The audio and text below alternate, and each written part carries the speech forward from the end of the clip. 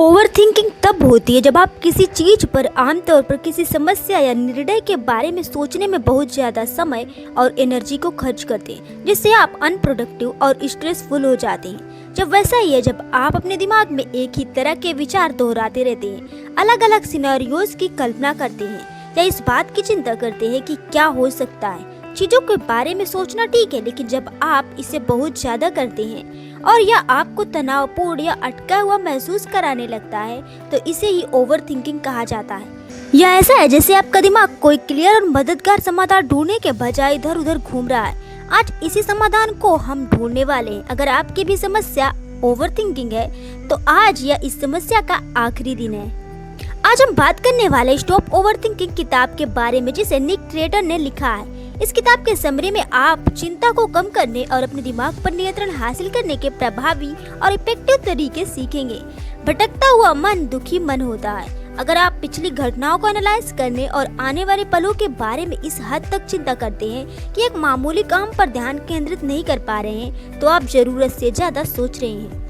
हम में से बहुत से लोग आदतन ओवरथिंकर बन गए हैं, क्योंकि इससे हमें यह भ्रम होता है कि हम जिस समस्या के बारे में ज्यादा सोच रहे हैं, उसके समाधान के बारे में कुछ कर रहे हैं। ऐसी सोच के साथ अत्यधिक सोच से छुटकारा पाना लगभग असंभव है। भले ही आप एक सही प्लान बना ले, लेकिन अगर आपकी चिंता बढ़ेगी तो दिमाग ओवरथिंकिंग करता रहेगा। आपकी चिंता को तेजी से कम करने और दिमाग को नियंत्रित करने के लिए इसकी जड़ों पर काम करना होगा। आप इस समरी में सीखेंगे। किताब को आसानी से समझने के लिए हमने इसके महत्वपूर्ण बातों को 7 चैप्टर्स में एक्सप्लेन किया है। तो चलिए शुरू करते हैं। चैप्टर 1, ओवरथिंकिंग रोकने के तरीके। तरीका नंबर 1, 5 4 3 2 1।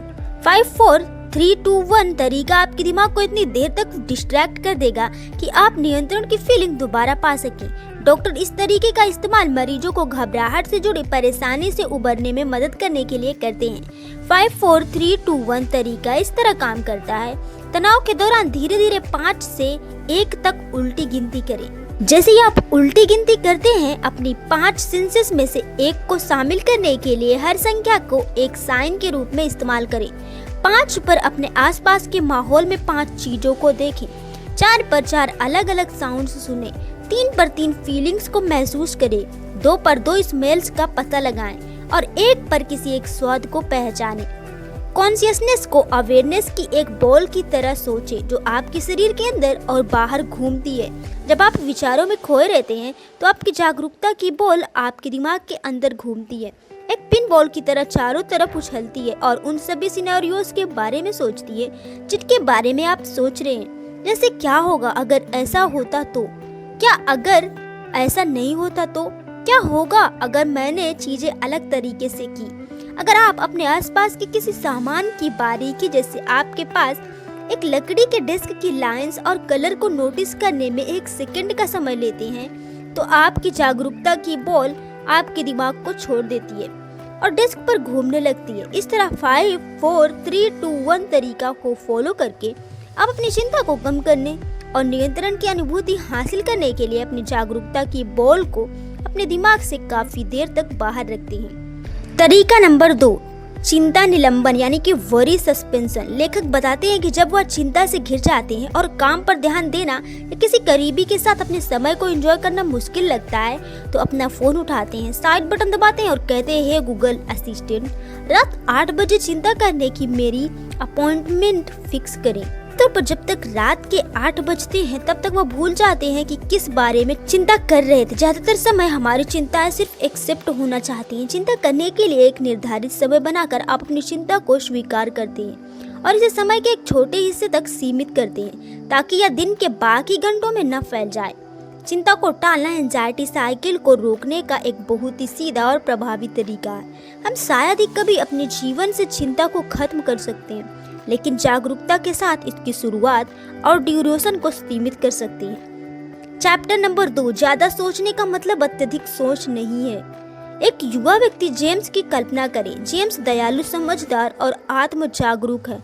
जेम्स हमेशा किसी न किसी बात को लेकर परेशान रहता है और आज वह हेल्थ संबंधी एक छोटी सी चीज को लेकर परेशान है। वह अपने कंधे पर एक गांठ देखता है। वह ऑनलाइन रिसर्च करता है और इलाज के बारे में देख देख कर और ज्यादा सोचता है। फिर वह रुकता है और खुद को देखता है और सोचता है कि कि मैं शायद चीजों के बारे में ज्यादा सोच रहा हूँ। इसीलिए वह अपने स्वास्थ्य के बारे में तनाव लेना बंद कर देता है और हेल्थ के बारे में अपने विचारों पर ध्यान देना शुरू कर देता है। वह सोचता है कि हो सकता है कि मुझे सच में किसी इलाज की जरूरत हो, लेकिन किस तरह की।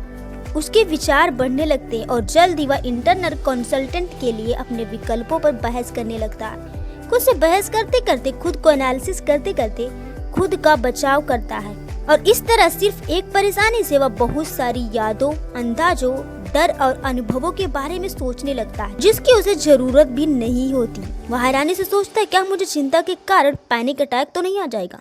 जिस पल उसके मन में यह विचार आता है, उसका दिमाग उस समय के लाखों उदाहरणों से भर जाता है जब लोगों ने उसे इससे जुड़ी किसी कमी के बारे में कहा था। फिर वह अपनी सभी कमियों पर एक लेंस लगाता है और उनमें से हर एक को अपने दिमाग में घुमाना शुरू करता है और सोचता है कि वह ऐसा क्यों है। उसके बाद उसे एहसास होता है कि वह अपने स्वास्थ्य को ठीक करने के लिए अच्छी तरह निर्णय भी नहीं ले रहा और फिर से तुरंत उदास महसूस करता है।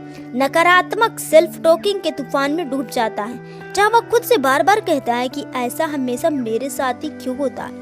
आप देख पा रहे होंगे कि यह मेंटल स्ट्रगल कहाँ से शुरू हुई थी। इसकी शुरुआत सिर्फ इससे हुई थी कि उसके कंधे पर एक छोटी सी गांठ थी। ज्यादातर लोग इसी तरह की तनावपूर्ण दुनिया में रहते हैं। अत्यधिक सोच तब होती है जब आपके विचार नियंत्रण से बाहर हो जाते हैं। जीवन और अपने आप को इंडलेस एनालिसिस करने का परिणाम आमतौर पर अनवांटेड, अनस्टॉपेबल और सेल्फ डिफीटिंग होता है। आमतौर पर हमारा दिमाग हमें समस्याओं को सुलझाने और चीजों को ज्यादा क्लियरली समझने में मदद करता है, लेकिन ज्यादा सोचने से इसका उल्टा भी होता है। चैप्टर 3, तनाव की वजह। तनाव के आमतौर पर ये सारे कारण होते हैं, जैसे कि लोग अक्सर पैसे, काम, परिवार संबंध, बढ़ती हुई उम्र या तनावपूर्ण लाइफ इंसिडेंट्स के कारण परेशान रहते। बाहर किसी के पास अच्छी मटेरियलिस्टिक चीज देखकर उसे पाने की इच्छा में तनाव होना, काम का प्रेशर, बच्चों की डिमांड और संबंधों में इमोशनल स्पार्क का ना होना, नकारात्मक खबर सुनना, नींद की कमी और ज्यादा जंक फूड खाना भी आपके स्ट्रेस को बढ़ा सकता है। चैप्टर 4, ओवर थिंकिंग के परिणाम। क्या आपको जेम्स याद है? हमने सिर्फ कुछ समय के लिए उसके दिमाग पर एक नजर डाली, लेकिन कल्पना कीजिए कि वह 24/7 ऐसा ही करता है। हालांकि हम जानते हैं कि यह फायदेमंद नहीं है, फिर भी ज्यादातर लोग चिंता और ओवरथिंकिंग को नुकसानदायक नहीं मानते। वह सोचते हैं कि चिंता भी सिर्फ एक विचार है, जबकि ऐसा नहीं है। चिंता एक फिजिकल, मेंटल, साइकोलॉजिकल, सोशल और यहाँ तक कि स्पिरिचुअल घटना है। लाइफ का कोई भी ऐसा पहलू नहीं है जिस पर ओवरथिंकिंग का असर न होता हो। जब आपको खतरा महसूस होता है तो आपका HPA एक्सिस, हाइपोथैलेमस, पिट्यूटरी और एड्रिनल एक्टिव हो जाते हैं। आपका दिमाग न्यूरोट्रांसमीटर और हार्मोन ट्रिगर करता है ताकि शरीर पर प्रभाव पड़े और आप खतरे से लड़ने या बचने के लिए तैयार हो जाएं। चैप्टर 5, तनाव प्रबंधन के 4A। ओवरथिंकिंग के तूफान में यह मेथड एक जीवन सेफ्टी बोर्ड की तरह है। यह मेथड है अवॉइड, अल्टर, एक्सेप्ट और एडॉप्ट। जीवन के हर तनाव से डील करने में यही 4 मेथड्स काम आते हैं। पहला है अवॉइड। सबसे पहली चीज है अवॉइड। अवॉइड यह सुनने में आसान लगता है, लेकिन जीवन में बहुत सी परेशानियां हैं जिनसे आप आसानी से दूर नहीं जा सकते। हम जीवन में हर चीज को नियंत्रित नहीं कर सकते, लेकिन आप अपनी शर्तों को प्रबंध कर सकते हैं ताकि आपको तनावपूर्ण माहौल में या तनावपूर्ण लोगों के साथ न रहना पड़े। दूसरा, अल्टर।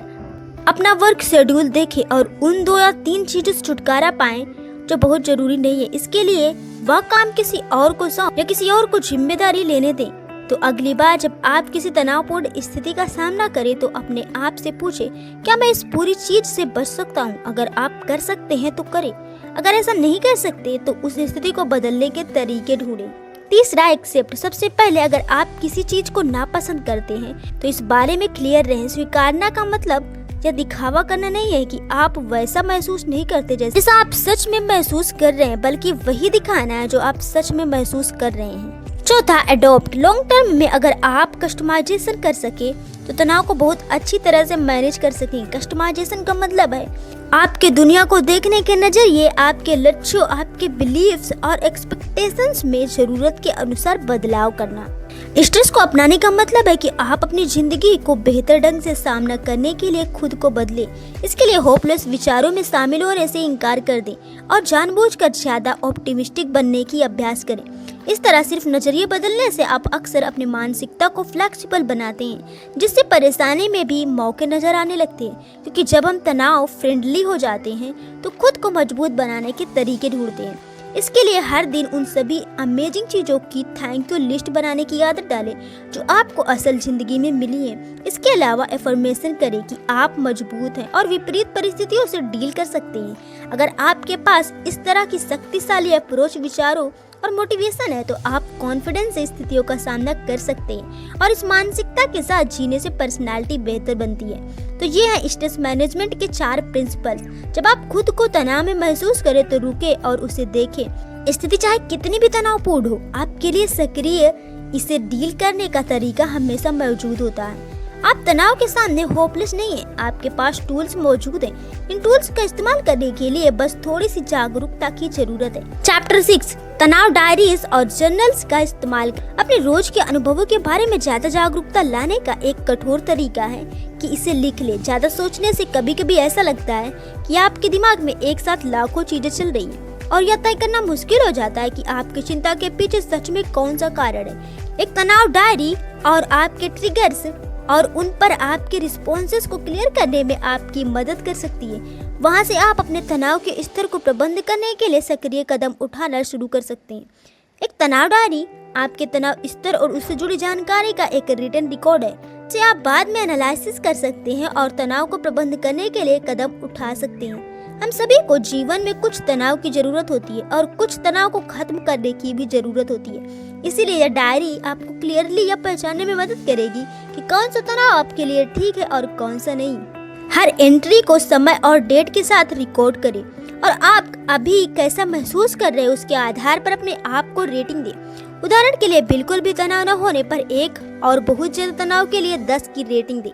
तनाव मेजर के लिए अपने फिजिकल सिम्टम्स को नोट कर सकते हैं। यह भी ध्यान दें कि वह तरीका तनाव को मापने के लिए कितना प्रभावशाली है। फिर हाल में हुए किसी भी तनावपूर्ण घटना पर ध्यान दें और साथ यह देखने की कोशिश करें कि आपकी वर्तमान स्थिति का क्या कारण है। अंत में ध्यान दें कि आपने घटना पर कैसे प्रतिक्रिया दिया और परिणाम क्या था। चैप्टर 7, अपने समय और इनपुट्स को मैनेज करें। हमारी चिंता का सबसे बड़ा सोर्स खराब टाइम मैनेजमेंट है। आप उन चीजों को प्राथमिकता देते हैं जो दुखी करती है और उन चीजों को पर्याप्त समय देने को टाल देते हैं जिससे आपको सच में खुशी मिलती है। आप एंजॉयमेंट और आराम के लिए शायद ही कभी समय निकाल पाते हैं। इसीलिए अपने तनाव लेवल को कम करने के लिए सक्रिय रूप से ऐसा करना चाहिए। इसके लिए आप डेली रूटीन बना सकते हैं और अपने कामों को प्राथमिकता के हिसाब से कर सकते हैं। इसके अलावा अपने बड़े लक्ष्यों को छोटे हिस्सों में बांटकर एक एक करके पूरा करने से आप खुशी के साथ बिना किसी तनाव के आगे बढ़ेंगे। तो फ्रेंड्स, ये थी ओवरथिंकिंग बुक की समरी। आई होप आपको ये समरी समझ में आई होगी। अगर आपको वीडियो पसंद आई तो वीडियो को लाइक करें और हाँ, चैनल को सब्सक्राइब जरूर करें। Thanks for watching the video.